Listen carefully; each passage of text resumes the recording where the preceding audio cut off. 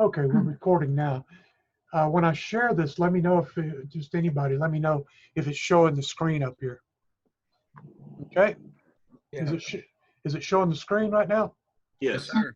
Okay, when you look at this class, when you're looking at things, remember your syllabus here. I need everybody to check off that they've looked at their syllabus and they understand what's in it, because there's a lot of things in there and dates. Some might have to change, some might not. Uh, and the reason being is classroom availability, that kind of stuff. This week we're going to cover sections 1 and 2. And then next week we're going to be into a little more stuff. Next week we'll go over some codes and standards. We're going to go over some plan sets. I'll pull out some plans. If you have the Canterbury plans, I'll use those. And then we'll look at the different site plans, landscape plans, stuff like that. This is foreign to most people. Okay, you see it, but it's not exactly what most people have seen. I know we have one person here who was actually who's an engineer, so this might be just old hat for that person. As far as that goes, when you look at these kind of things right here, these performance skills sheet and the curriculum manuals, what these are for, these are from the state of Texas. These are the ones that we do when we do assignments, so to speak, they are covering these skills right here. And when you look at them, I have them almost verbatim what these skills are, and you'll see that. Prepare reports, giving observations on plans, facilitate resolutions, and you guys have seen these things already in your assignments, but I just want you to know why you have these assignments. They emulate the skills manuals and that kind of stuff. So as you go through each test, when you see this test, I'm going to pull it up. It's going to say start test, and then we'll go through. I'm not going to do that just because it takes too much time. But the whole idea is, when you're finished at the end of each thing that you go through, I'll thumb through this. When it's finished, there's going to be a thing that says complete and continue. That gives me a clue that you're finished with that chapter. After every test, after every thing, there's a thing that says complete. I need you to go ahead and complete that whenever you can, that kind of stuff. Here, we'll just go through it and complete. So how do we check off on the syllabus if we've gone through all that already? The gone through it. let me go back to the syllabus. I'll show you. Okay. Let me go to what I'm doing. Well, let me look at the. Let me put it on the learner side.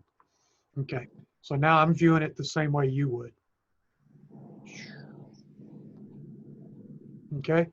When I go into the syllabus here, at the very end of the syllabus, it says complete and continue. What that'll do is put a check mark next to it that you've read it, or that you've completed assignment, or whatever it might be. Okay, got it. Okay. And then when I look at it, I'll show you here. When I look at it, it'll show whether you've completed that or whether you haven't. It'll say complete at the end. And actually, I can't show you that right now because, well, here it is. See how when you look up there, there's three check marks. Yes. That'll show me that you've completed that portion. So that way I know where you are in the course without having to go back to it. Okay. Yep. Thank you. So when you want to submit something, for instance, let's see, down here, you have, this is a supplemental information here. And what this is to help you do your assignment, right? So I'm going to go on to the scenario now. Into your scenario,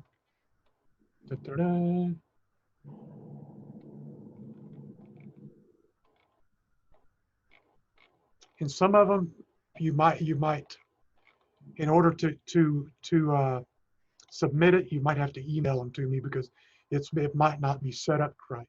If it's not set up where it says that you can implement something or upload something, send it to me in an email. Okay. That way I can go ahead and get it back to you, and you can look at it. And I'll give you what I do is I actually give you feedback on everything, whether it's good or bad, right or wrong. I give you feedback on everything. That way you can improve whatever you're doing, that kind of stuff. So with that, are there any questions over any of this stuff right now? You print out that supplemental information?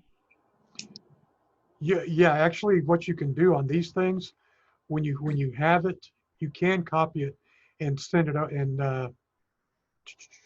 let's see, you can copy it by either cutting and pasting, or in this thing, you can actually go through. Well, actually, on this one you can't. You can go through a what most people have is Microsoft. You're able to cut it like this and copy it, and basically you'll be able to see it that way, or you can run it through either way. Okay. As far as most of them that have instructions and the like, you'll be able to. Let me go to a different one. Like let's go to this one. They were fixed so you could copy it.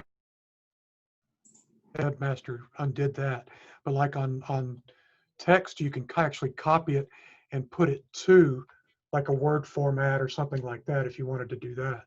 And quite simply, you just copy it, pull up a Word document, and paste it on that. The photos you can't, but other things you can. Does that make sense? Yes. Okay. So what I want to go over with you now is when you go, I'm going to show you a few things on the state of Texas testing type thing.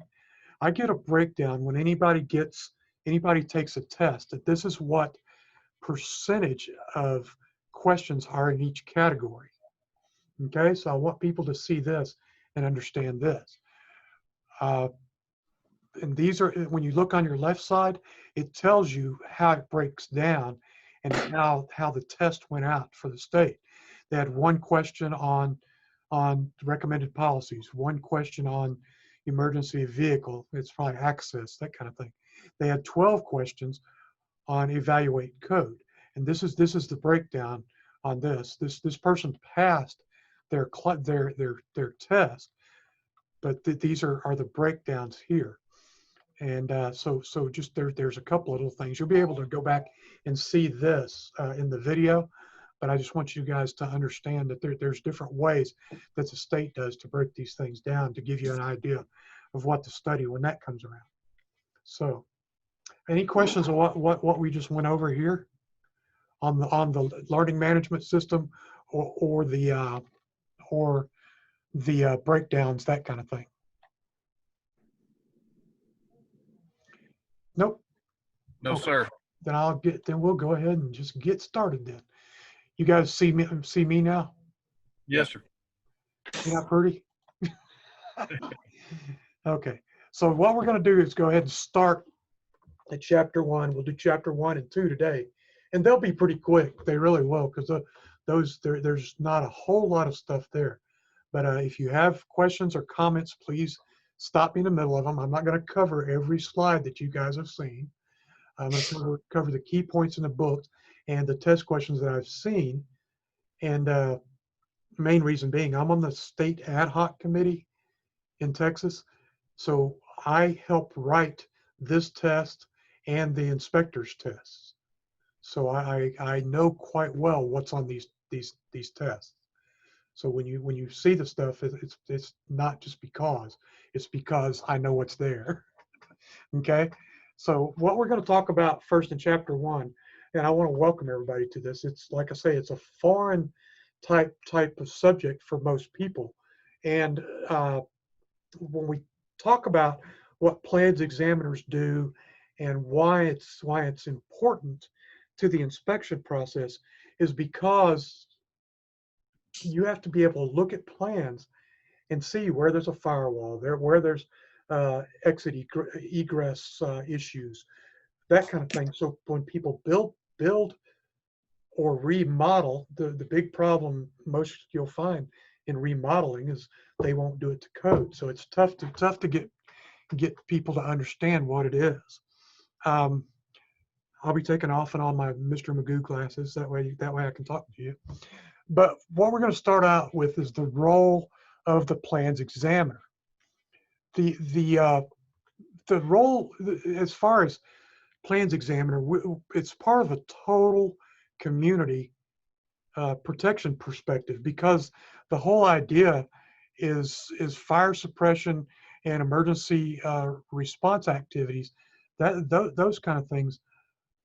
What they do is they all involve a successful community fire protection initiative, I guess is the best way to put it. Just a comprehensive fire prevention. Fire prevention basically is the part of the fire protection that deals in preventing the outbreak of fires, eliminating hazards, and the things that we do inspections and enforcement and education. But as far as what we would do as plans examiners, we have to think in our heads, engineering, how can this person make this right? And I'll give you a couple of examples as we go on here. As far as construction, I'll give you a couple of examples where we've found things that were just completely off. So we'll do that. But even fire prevention programs, investigation programs, and public education is part of these education programs. Sometimes you might see fire code review in the fire marshal's office. Other times you might see it in a fire department. You might see it third party. In Harris County, for the unincorporated areas, it's a third party. The permit department does the fire code reviews. So it's one of those things where it's a little different. And when we get into different roles, you get into things like code enforcement, which basically code enforcement is enforcing the laws. The when you call it a code, we're gonna presume that a code is the same thing. It's a body of laws that are basically aimed at reducing fire and life safety hazards. They mandate proper installation and maintenance of building fire alarms, life safety systems, different features for that adequate community fire prevention programs that we were talking about.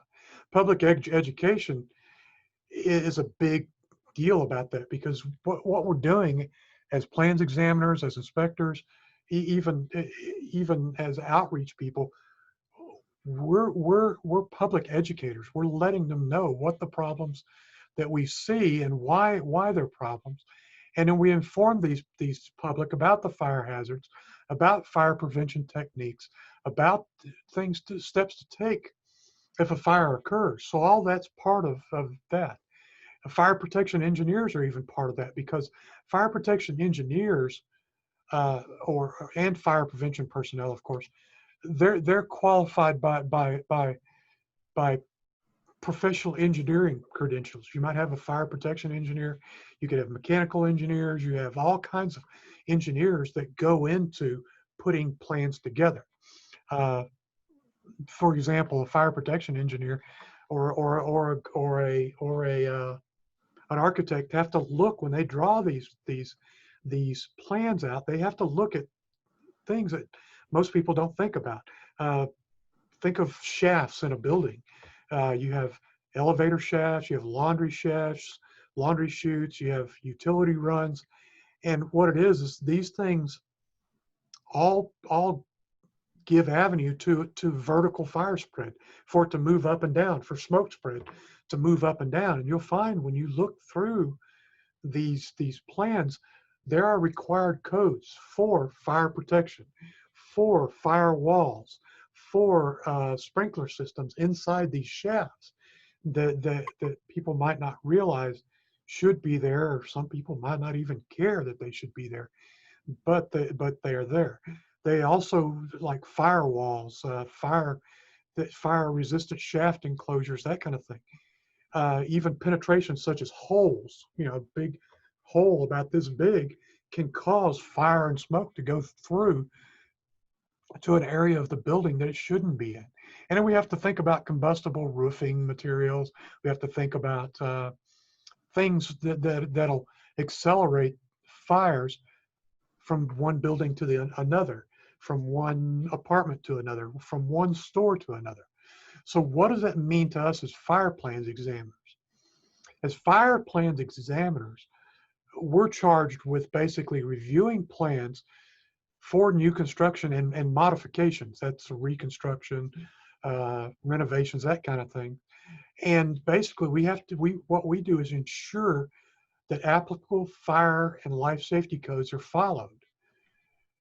And we play a huge role in this fire prevention, because we give we give interpretation and explanation of the codes and standards that our jurisdiction has adopted. So we educate designers and contractors in the necessity of giving adequate levels of fire protection and life safety protection in buildings, in their building design, their fire protection systems, and that sort of thing. Now, don't get me wrong, they should know what they're doing. But I'm going to give you a good example of where they, at one time they didn't. I went out to a place out in Katy, and when you're looking at things, you're going, this just doesn't make sense. And to the design, the reviewer probably should have caught this. But when you walk out on this property, they had these buildings situated kind of odd. So when I'm looking at them, and they were situated the same way on the plans, which when I looked at the plans and going, why did they put this building due north, magnetic north? Why did they do this to this building and not to this building, back and forth? Well, it turns out the one building that I was inspecting and the plans were completely different than what was required. The architect put it down wrong, the reviewer passed it, and when I looked at it, I said, this doesn't look right. Well, it turns out it was a metal building. That's just it, like a warehouse building, but it was to house radioactive materials. So I started doing research and looking back at the plans, and it was the wrong plans. They had just put in those. Well, what was required for that type of storage was a reinforced building made of stone with a lead lining, underground storage for the radioactive materials they had, and things like that. So that stuff that they should have caught in the plan review and didn't. So that's why we have to understand when we're looking at something, ask a lot of questions, do a lot of research, that kind of stuff. So it's important to understand that this could have been, it could have been kind of, I guess, a lack of a better way to put it. It could have been caught early, and I'm going to go ahead and can everybody put yourselves on mute unless you have a question? That way it doesn't, the backup noise doesn't get to people. Okay. So as we look on, we play a big role in the educating and in when we review. The reason that we do things like construction permits and plans reviews is we want a safe community, right? We want property conservation, because the whole idea is property, especially commercial property in a city, is tax dollars. It's coming back to us. Uh, and the biggest thing that I say when reviewing plans and when doing inspections, that kind of thing, is the firefighter and emergency responder safety. Is it built and drawn out the way it's supposed to be, and is it built the way it's supposed to be to ensure that our responders are safe too? And we have to have that assurance that the codes are met. Uh, Lack of a better way to put it, the only reason codes are generally written is because something bad happened. People were killed, uh, places were burned up, something like that bad happened. So uh, the most fundamental reason that we do plans reviews is for community safety. But keep in mind, if you're keeping your firefighters and your responders safe, you're probably keeping your community safe too. Uh, but it doesn't only affect fire and life safety, but it also it affects the structural integrity of a building, electrical safety, plumbing and ventilation. All this is part of the plans review. Even historic preservations. Chief Muir will tell you they have all these older buildings, and they have to they want to keep a lot of that what's the lack of but that ambiance of the older city there. So a lot of times you see that kind of thing. There's and other things that you'll see like in civil drawings, these kind of things. You'll see things like environmental protection. You'll see beautification, even what it does, it keeps the public from crappy construction and basically inferior workmanship is what it does. And that's the whole idea of doing the plans review, is going over that. So basically, us as fire plans reviewers, we have to ensure that the construction or the renovation conforms to existing infrastructure, what's there, or other off-site considerations like the streets, water mains, that kind of thing. Is your building going to be able to, are these things going to be able to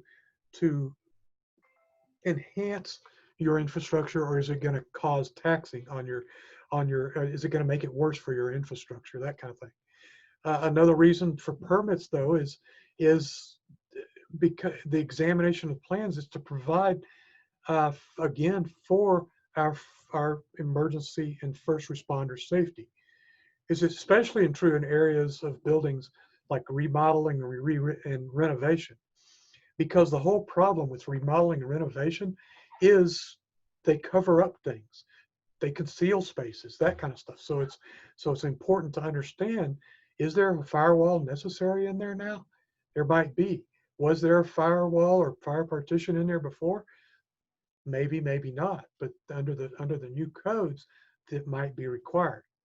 In some cases, plans reviewers, that they allow input from the fire and emergency services people too, in the design process. So when they look at it, it's great for pre-fire planning. The fire department goes out and says, what will we do if this thing caught on fire? It's great for things like hazardous materials storage. Your plans review is a big deal in hazardous materials storage. So you want to know what the buildings are used for. For instance, what I told you a while ago, it was to warehouse radioactive material. Well, it wasn't built for that. So that was part of the plans review that should have been done. In high pile storage, you might have something different. In high-rise buildings, you have something different. All these require different types of plan review. We have a plan review right now in our inspections department, and hey, maybe we can get you guys to do it. But they're renovating the Astrodome, and they're having to review everything about it, and it's literally about that thick. I mean, it's amazing what all they have to do. But when we look at these kind of design processes and that kind of thing, we have to be reminded that they have to have fire protection systems in those. They have to have fire alarm systems. There has to be emergency vehicle access. Can your fire trucks get in there? So it's important to understand that when we're looking at the plans. When we look at the building, we have to the plans. We also have to understand the fire and life safety components of that plan. You have basic building features that include things like construction materials. What's it made out of? Because that makes a big difference. It makes a difference in a couple of things. Is it required to be a non-combustible building? Is it required to have fire protection systems? So we have to understand the basic construction materials, the construction techniques. How are they doing it? The means of egress. How are people going to get out of that building once it's built? It also includes sprinkler systems, alarm systems, all these things. For example, it's when you look at a building, it's apparent that the building, how a building is going to behave when it catches on fire. It's going to burn up, right? It's going to burn up and fall down. Well, under fire conditions, they vary a lot, whether it's built of combustible or non-combustible materials. Like I was mentioning, it makes a huge difference. When you look at things like building and life safety and fire components, they're referred to as either passive or active features. Now, when I say passive or active, that means they react or they are there to enhance safety, I guess is the best way to put it. Passive features are things that are fixed in the building. They're there. They include like fire resistant, they decrease fire spread, they decrease smoke development, that kind of thing. And things like that are stuff like firewalls, fire curtains, fire barriers, smoke dampers, fire dampers. All those are passive features. Even construction designs can be passive features. Even HVAC, like air conditioning designs, can be part of a passive feature, where if smoke gets into what's called a duct detector, it shuts off the air conditioner so it don't push smoke to the rest of the building. All those are passive features of building construction. Now then you have the active features.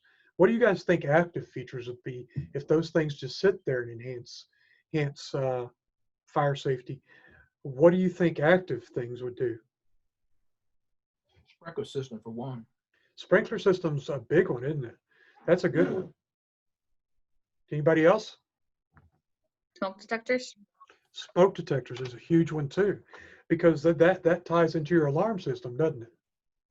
So it lets people know, get out, right? So we have to think about that. I talked about the smoke control systems are part of active and passive. Have you ever thought about elevator controls? Why the elevator, when a fire alarm goes off, goes to the bottom floor? That's an active feature. That's part of a fire alarm that makes that fire protection system it's for safety. Because if people are on the elevator and it goes to the fire floor, and we've seen plenty of times where it's killed people because it goes to where it's on fire. So we have to think about that when we're doing our plans. And is it drawn out right? Did they draw it right? Are they doing it the way they're supposed to? And we have to think of other active fire protection things like well, we talked about sprinkler systems, but think about standpipes where they have standpipe connections and that sort of thing. All those are active fire protection features and life safety features that go into buildings. So there's a lot of things that do that we're responsible for as quite simply as plans reviewers, that kind of stuff. So it's something we have to look at. We're going to go a little bit over design permitting and construction process. And we're not going to hit it real hard, but all these, there's a couple of things that we have to look at. We look at design process, and we look at permitting process, and we look at the construction process. And all these things have 3 or 4 items within them that are part of the design permitting and the construction processing.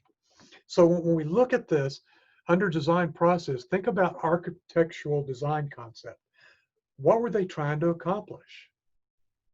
And did they accomplish that? All these things go through planning and zoning in most cases. If you're in a smaller city, I can tell you in Houston, Harris County, there's no zoning, but that's still part of the design process. Planning and zoning, reviewing, that kind of thing. Civil engineering, who would ever think we have to look at civil engineering? But it makes a difference in civil engineering in the design process because the streets have to be able to, and the water systems and such, curb appeal, whatever it might be, have to be able to maintain this building that's put in there.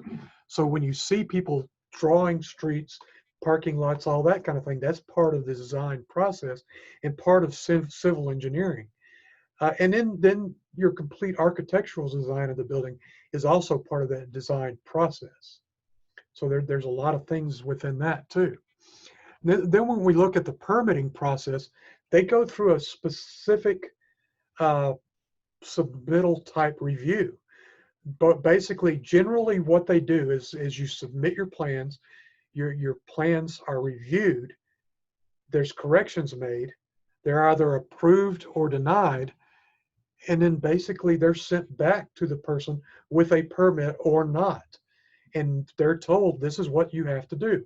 That's what we do as plans reviewers. We're the ones that say, we need this, we need that. The Canterbury plans that you guys should have some kind of, and if you don't, I get it, but if you have those, look through them. There is a lot of things missing on those plans because of the fact that we want you to understand what's supposed to be there and that you won't always have those. So all that, your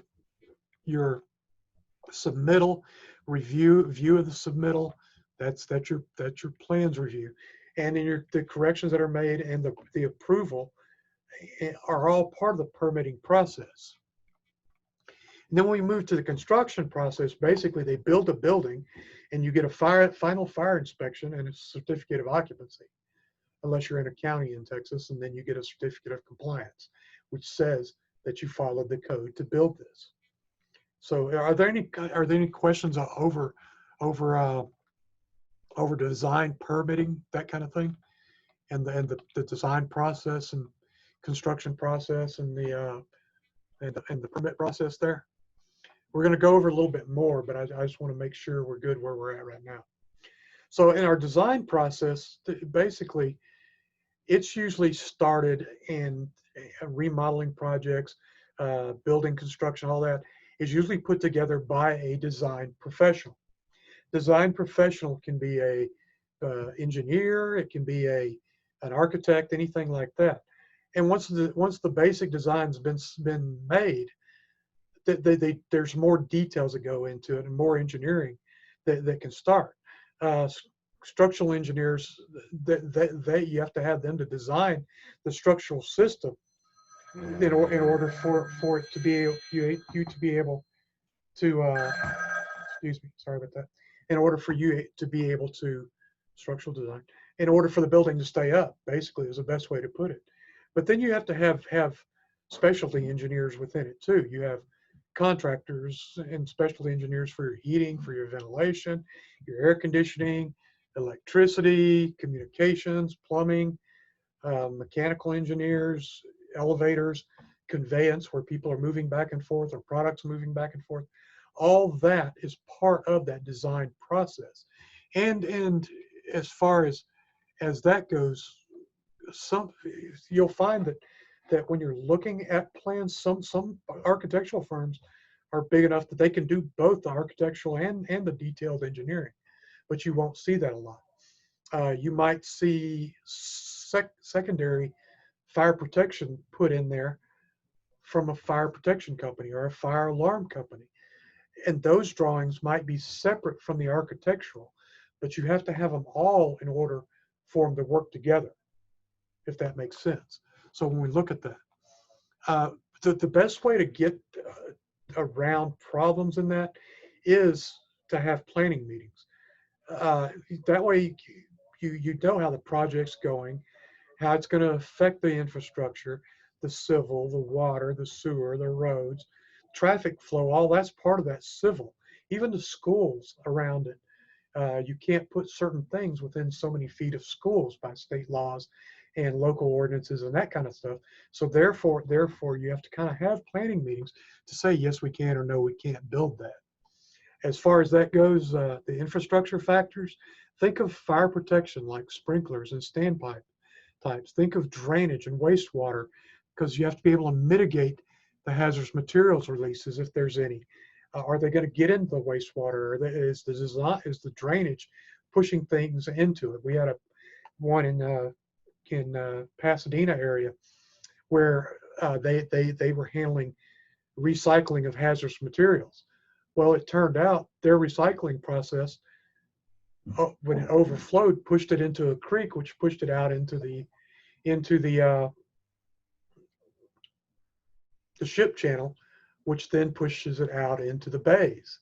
Well, that didn't work out very well. So we have to understand why the design of wastewater is important too, because of the fact if they need containment, if they can take containment, that kind of thing. And we have to think about things like communications during construction and during design. Does it affect radio and cell phone use and any other fire protection communications channels? I can tell you buildings now in Harris County and most codes now require specialized indoor antennas for fire department and police radios. That way they can communicate to the outside world, because sometimes they don't work doing that. But the codes require that kind of stuff, and that's usually written in the plans process, that kind of thing. So any questions about what we've gone over so far here? The next thing we'll talk about is the and I know it's a lot of stuff. We'll talk about the permitting process and that kind of thing. Now, the permitting process, basically, you have what's called the authority having jurisdiction. The authority having jurisdiction is basically a term used in codes, that kind of thing, to identify the legal entity, the building official, the fire official, that they have the statutory authority to enforce codes. Codes are laws, remember that, and to prove and require different equipment, different types of equipment, and that kind of thing. They're the ones that usually have the zoning regulations, building permit process. All these things are part of the AHJ. AHJ is the authority having jurisdiction. Now, the permit process exists in that body of laws or codes, and usually requires that a building permit is issued from an appropriate authority having jurisdiction before a new construction can start. I can tell you that it happens a lot before they get a permit. Now, when it happens a lot before they get a permit, there's some things that can go on. Starting construction without a permit, it's known as an at-risk construction. It's a violation of the building code, and usually the contractor can be given a stop work order and go no further until they get the proper permits and the proper reviews and that kind of thing. So some departments require separate mechanical and plumbing, electrical permits, fire protection permits, all that kind of stuff. I'll give you this in Harris County. The only thing that's required really is a permit, because the fire marshal inspectors do all these others. They do they do all the rest of the inspection, and generally speaking, they're the ones that have to go out and find these problems, so to speak. So the permitting process, the AHJ is the one that usually takes care of the permitting process, and generally the AHJ is the building official, the fire official, fire marshal, whatever you want to call them. So when we talk about the construction too, or and permitting, we have to talk about construction and the construction process. Normally, a general contractor, sometimes people call them prime contractors, project managers, that kind of thing. They're all the same thing, the general contractors. They're responsible for overseeing any of the specialty subcontractors like electrical, fire protection, all those others we talked about a while ago. And they have to ensure that the job finishes on time, within budget. That's what their job is, the general contractor's job is. Basically, the relationship between the owner and the general contractor and the way that one of them performs, it affects the others part of construction. So that's part of the general contractor's problem. But when we look at that, contractors who specialize in fire protection, they have to be licensed. They have to have special insurance to cover the work, and that sort of stuff. But usually, they're called, when they put the work out, it's called a bidder design, BIDDER, not bitter, but bidder, and it's their specialty that they're putting out there, and they're not usually part of the original building permit submittal. So generally speaking, fire protection, as far as the active fire protection systems, usually require an additional permit, that kind of thing. Traditional method of construction is what has been basically it's the building design and built from a complete set of drawings. Well, that's what usually happens. But in today's market, that kind of thing, you have a lot of fast tracking and what that does, it allows a project to go in a sequence. And what that does is building features some building features are under construction while other features are still undergoing final design. And that's usually where your fire protection systems come in, is is after the final design, because they have to be able to draw fire protection for how it's built, not for how they think it's going to be built, that sort of thing. So the general contractor has to be on his or her game to make sure that there's no shortcuts, that the other design professionals come in and they're able to get things where they need them, and such. As far as the authority having HJ, authority having jurisdiction, if possible, should be able to do inspections throughout the construction process.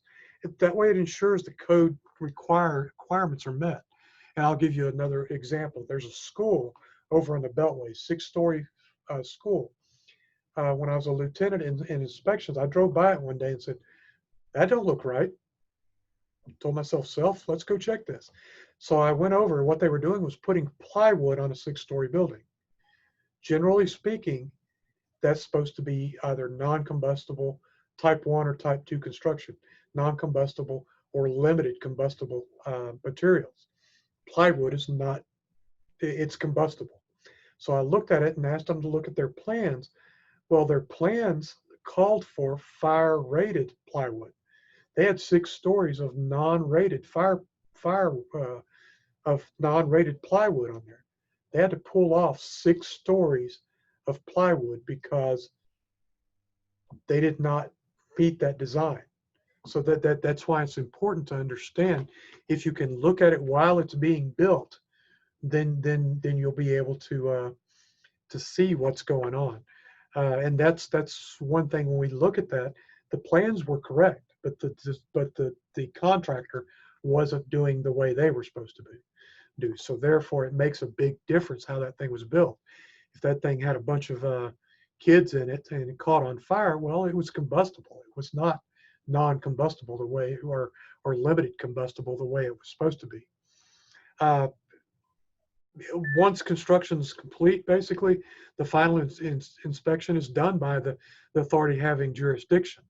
But in this case, they wouldn't have been able to see that it was that it was supposed to be, they could see it was supposed to be fire rated, but they wouldn't have been able to see that it was actually fire rated. Basically, when all codes and requirements have been met, these people will get a certificate of occupancy. That means they can open up. In the counties in Texas, they get what's called a certificate of compliance. It's issued by the building official, and basically, after the building's been inspected, it's after the building's inspected, and all systems, including gas, electrical, mechanical, plumbing, fire protection, everything has been inspected for compliance, and its applicable technical laws and ordinances have all been met. And that's how we basically make our fire protection, and what our roles are as a fire plans examiner is to look at these things and say yes, they're right, and then the inspectors go out and confirm that it's done properly. So that's all of chapter 1. Are there any questions over chapter 1? No. No questions, huh? Did I cover it well enough for you guys? Without you falling asleep? Now, chapter 2 is a little different. Chapter 2, you'll find is we start getting into the plans review process and what we're doing in the plans review process. Okay? So, in the plans review process, basically, we're going to look at and describe what's in that plans review process, and we're going to talk about organizations that do plans review, submitting and processing plans review, even legal proceedings. You might have people challenge your plans review because they wanted to do something different, and you'll see those kind of things. But and I'll give you, for instance, so when you look at those Canterbury plans, you're going to find that it was first made a type 2 building, which is not limited combustibility, but because they put sprinklers in there, they were allowed to go to a type 3 building, which is partial combustibility, that kind of thing. So when you look at it, it makes a difference sometimes.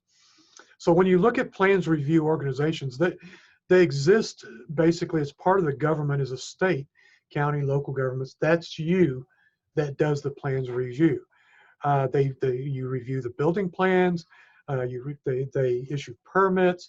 They have the authority granted by the state and the municipal statute or home rule statute, that kind of thing, that says they're allowed to do this. It says that's part of their job. The authority having jurisdiction, basically what they do is what we talked about earlier. I'm not going to kill that one anymore. They you have the authority that's contained within the building and fire code, like we mentioned earlier. The codes have to be adopted by the appropriate legislative act, which means your county commissioners, your city commissioners, your city council, whatever it's called. They have to adopt these codes, and then your job is that's what gives you your authority to review these things. As far as it describes what's in here in those codes, it describes what authority you have. And when we look at that there's a lot of different things within there. You issue the permits, you review the plans. It's all part of the governmental act, that kind of thing. Usually, and you'll see that during that scenario, that's a published process for the application and submittal of plans, that kind of stuff. There's usually fees that go with the permit. There's application fees, building permit application fees, all different types of things for reviews and applications. As far as the authority having jurisdiction, they establish how the plans are submitted, including the size, the number, the format, the scale of the drawings, whether they have to be e-drawings, whether they have to be so big, so small, that kind of thing. the plans are there to show all the information needed for the plans examiner, you and me, to make an informed decision about the code compliance. It's not always going to be 100%. You can't do it just from a piece of paper, but you're going to do the best you can from what you have. You get supporting documentation, you'll get calculations, specifications, hazardous materials. You might even get safety data sheets or manufacturer's cut sheets to show you details of what's going to be stored in there or what's supposed to be there. We talked about the plans review sequence, basically the routing of plans and how it goes through. And we have to think about what happens when you look at them. They're either they're approved. If they're deficient, they're denied. Your application might be rejected because it doesn't have all the information on it that it's supposed to have. Your plans might be rejected because they're incomplete. I can tell you, when you look at those Canterbury plans, there are things that are not there that are supposed to be there. And I'll give you a good hint. It says it has a fire suppression system in it. It's supposed to. When you look at it, the only thing you're going to find in there is a fire riser and a fire alarm and a fire department connection. They didn't put a fire protection system in there. So look for those kind of things if you're looking at the Canterbury plans. But deficient plans have code violations, incorrect designs. Remember I told you about earlier about the building. It was the wrong design for radioactive materials. There's missing information. They should be, everything has to be there and be the right thing when it's submitted. If there's any local amendments in the code, that should be there too, because they need to do their research when they're drawing these plans and when they're putting them out. Deficient plans, they have to be returned to the submitting parties with correction notices made. You don't redraw the plans for them. You just tell them, this is what needs to be taken care of. This is what the problem is. Just identify the problem, provide any code requirements, tell them here it is in the code that you should have looked at, and indicate what's necessary for them to get approved. And then they have to resubmit those plans. Don't design it, don't redesign the project for them. Tell them what the problems are, and it's incumbent upon them to redesign it or whatever they have to do. Now the revisions, plan revisions, have to be documented though. They have to look at them. They have to reflect the changes that should be resubmitted. That way, when the next person looks at it, they can look at it, and they might be issuing like as-built revisions. They're used in some areas to show how something was actually installed. Well, was it installed at code as a revision? Was it there? Was it done the way it's supposed to be? And is it approved or is it not approved? Record keeping is really important to this kind of stuff.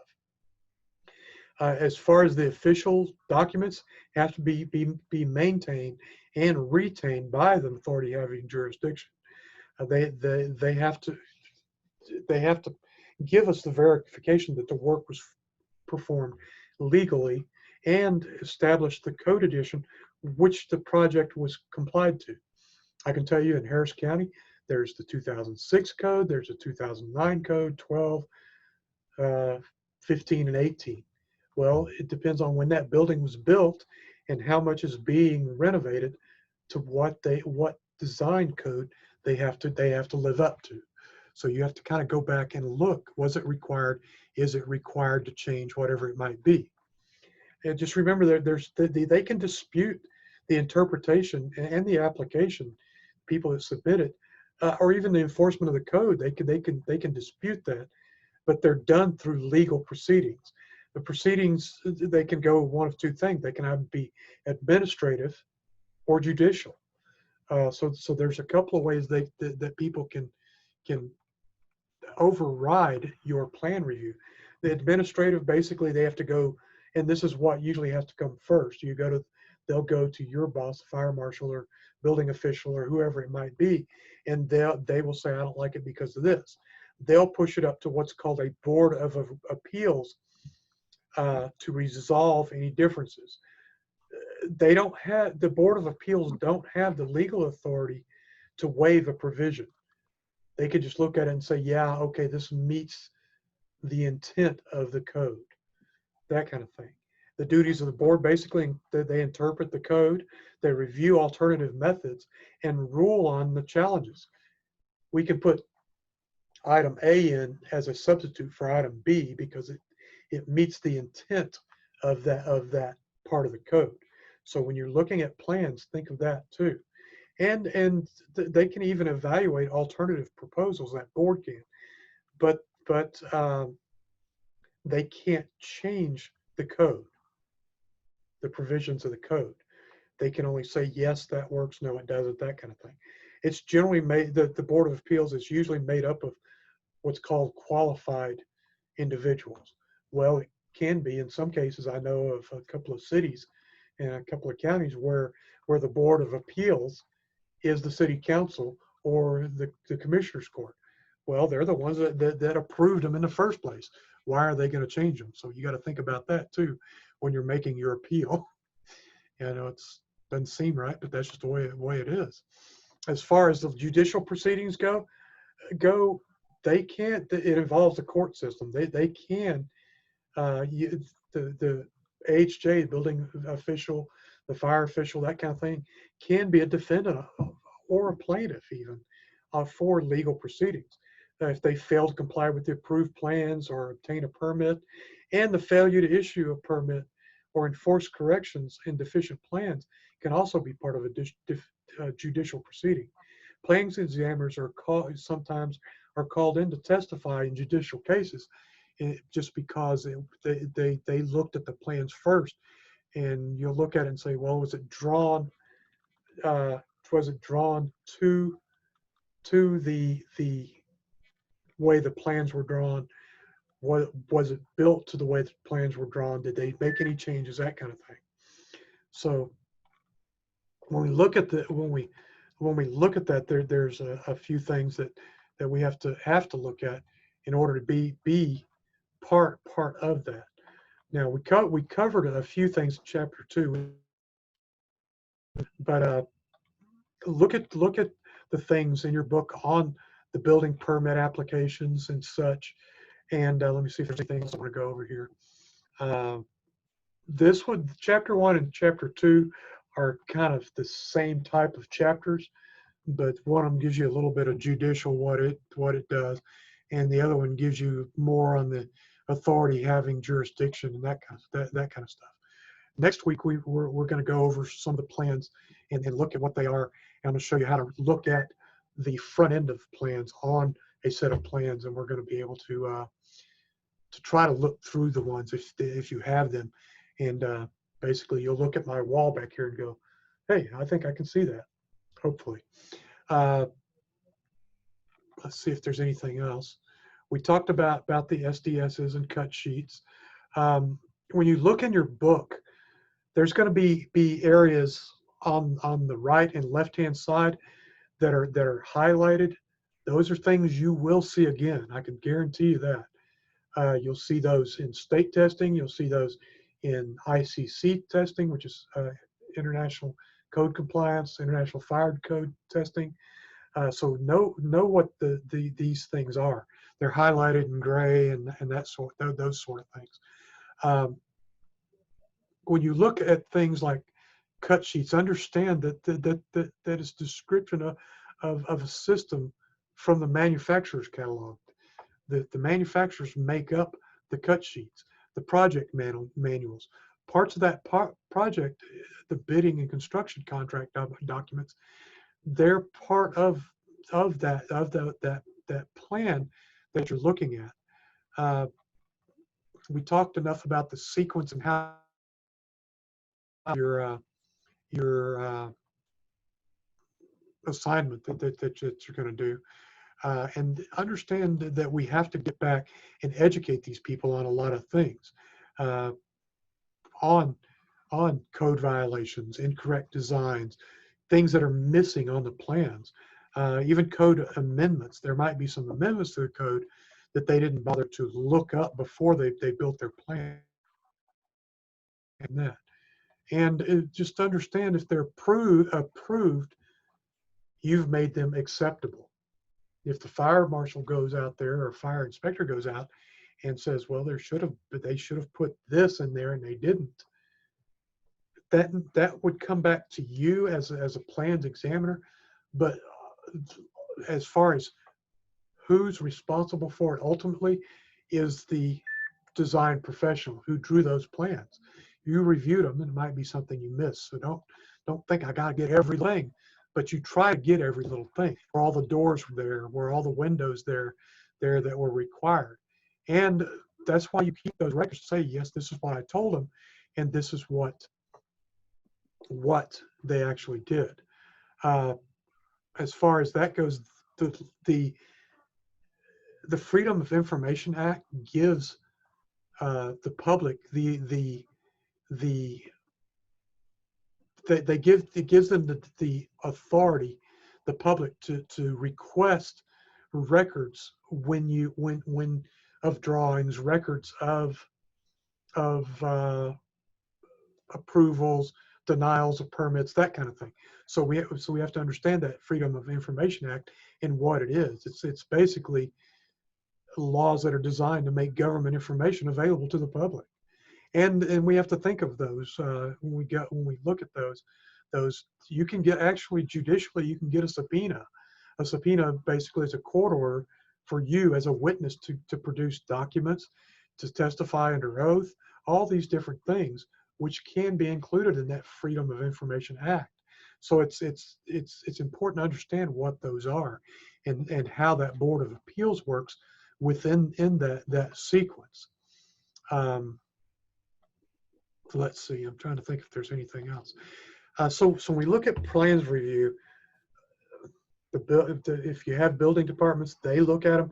If you have a plans review department, they might look at them. I can tell you in Harris County, Texas, which is the size of Rhode Island, basically, in the county unincorporated area, there is the permits department reviews plans. As far as that goes, during the plan review process, permits, they're applied for, fees are paid, plans are reviewed, and specific construction drawings and support documentation is what goes on during that plans review. They tell us the designs, the materials that are used, and you as a plans examiner have to be able to communicate what you find wrong in these plans, if you find something and where it is in the code. If they might have to be revised later on too. It requires you as a plans examiner and the design professional who's ultimately responsible to discuss the different changes that were made. And I'll give you another example. I had an old boy, we required that they put in an exhaust system for hydrogen sulfide into a building.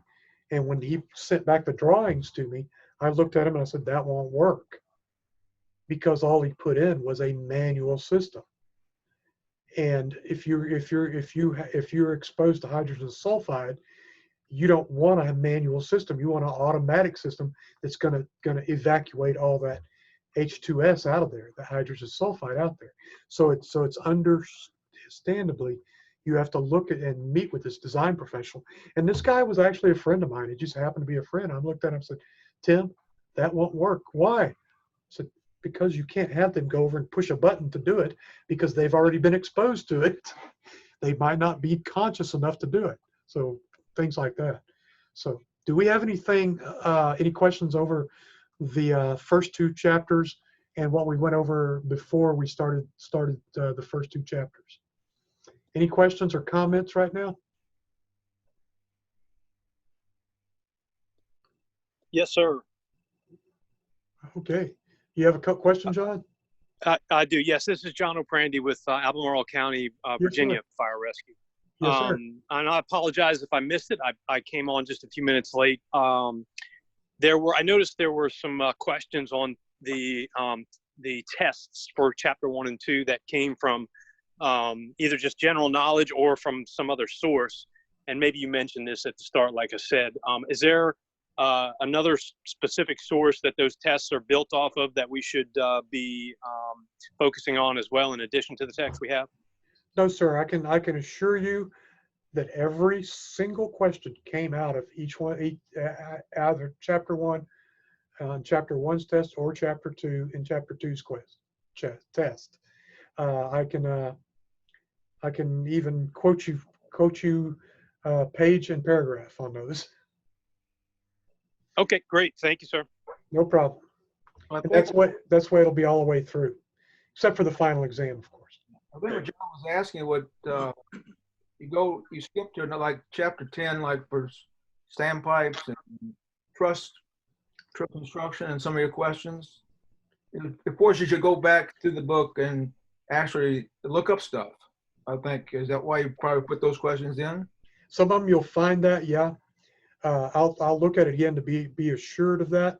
What it is we these tests and things, you might find one every once in a while out of there. If you send me an email, I'll pull it and put it somewhere else. But we had an intern input everything into this, into our test bank, and basically they may have put it into the wrong chapter, but generally their chapter, and you'll find them in that chapter. If you don't, please send me an email, and I'll make sure that it pulls out of there for you and Okay. and John. Sorry about that, John. Yeah, no worries. And that's exactly it, Steve. And I didn't even think about maybe it was just in a different part of the book. I thought maybe it was referencing something else. But I did have a couple of screenshots. I'll shoot them to you. And now that I know that might just be elsewhere in the book, I can use Right. something other than the internet and get a bunch of Wikipedia stuff. So thank you. Right. I guarantee you everything's in that book. I was telling people when we first started, I was on the I'm on the ad hoc committee for the state of Texas,